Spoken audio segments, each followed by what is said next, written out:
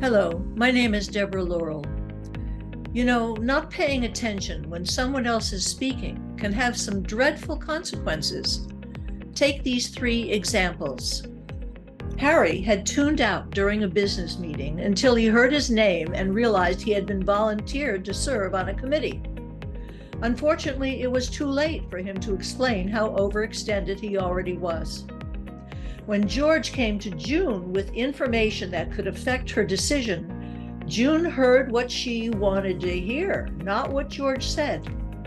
That was too bad because the lack of that information had a negative impact on her vendor negotiations.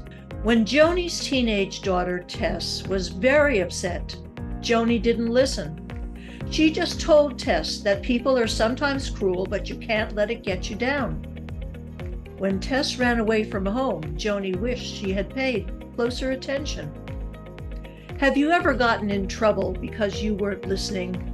We respect people who take the time to listen to us to hear what we're really saying. Join us in this half-day program. Now hear this, active listening skills, to learn what kind of listener you are, how and why you don't listen, and how to develop positive listening skills.